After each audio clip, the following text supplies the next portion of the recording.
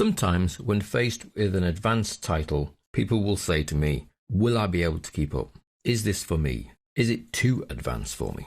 Well, the answer with Excel 2013 is hopefully not, and I'll certainly try to make sure that it isn't. So this is the Excel 2013 Advanced course. My name is Guy Vaccaro. Now, as far as Excel 2013 is concerned, there have been a few changes to Excel. Other than the aesthetic interface, we have the cloud introduction, where a lot more interaction goes on with web-based data services, whether that's social networks, whether that's SkyDrive for storing locations, or whether that's just for getting your images down from the internet, either via Office Clipart or via a Flickr account. So very much more of that interaction with the web, with the cloud. There's the fantastic fast fill that we'll see shortly. And then there's two new improvements to pivot tables and charts that are quite daunting and complicated on their own, but now we have recommended charts and recommended pivot tables, where Excel will actually make suggestions of possible pivots for summarizing your data and possible charts for making your data look presentable in a graphical format. So those are the highlights, those are the new enhancements.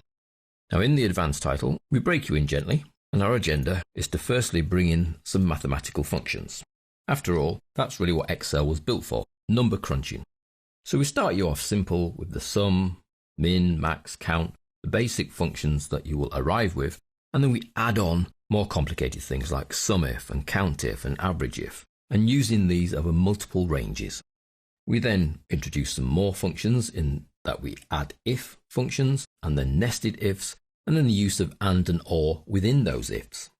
Staying on the function theme, we introduce lookups, so vertical lookup, so VLOOKUP, horizontal lookup, HLOOKUP, that will allow you to pull data from one sheet to another.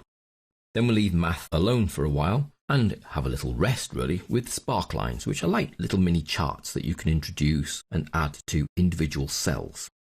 Then we look at time within Excel and how Excel deals with time and how you can use Excel to calculate with time, to add time together to find the difference between time, to do running totals of time.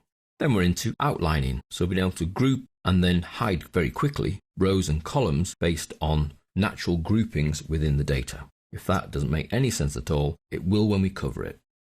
Then we visit scenarios and views to allow you to play with data, really running what-if scenarios. And then views for contracting, expanding and hiding different elements of your worksheets.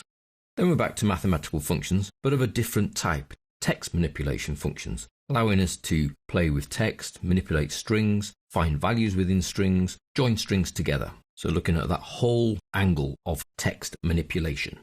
Then we visit arrays and array formulas, very exciting, but by that stage you'll want to know about them.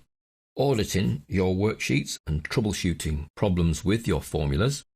And then we get to pivot tables and charts, extremely fantastic tool for summarizing data. When you have a lot of data that is not even necessarily stored in Excel, we can use Excel's pivot tables and pivot charts tools to summarize that data and explore that data. And our final step is to look at macros, so automating tasks within Excel to make it work even faster for you, to make your life easier, which is really what Excel was generated for in the first place. So hopefully I've whet your appetite. If, having run through the title and the whole course, you feel like you would like to contact me, whether it's a query or a question or a comment, then feel free to send an email to training@nybytes.co.uk. And good luck with the title.